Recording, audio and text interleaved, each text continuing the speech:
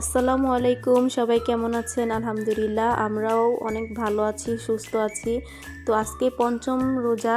তো ইফতারে আমরা আজকে ভিন্ন কিছু বানাবো, এজন্য আম্মু বলতেছিল এদিক দিয়ে বড়ই পাটায় ছেঁচলে কিন্তু এমনি অনেক ভালো লাগে। তো এদিক দিয়ে পাটায় সুন্দরভাবে বড়িগুলো ছেঁচে নিচ্ছিলাম। তারপরে হচ্ছে কাঁচকলাগুলাও সুন্দর করে ধুয়ে তারপরে পাটায় ছেঁচে নিচ্ছিলাম। আসলে গ্রামে কিন্তু এই জিনিসগুলো একটু বেশি খাওয়া হয়, কিন্তু ঢাকায় কিন্তু এগুলো বেশি খাওয়া হয় না, কারণ ঝামেলা বেশি হয়, আমরা রাস্তা থেকে বেশি কিনে খাই। তো আম্মু বলতেছিল আজকে সন্ধ্যাবেলা আমরা এগুলো খাবো।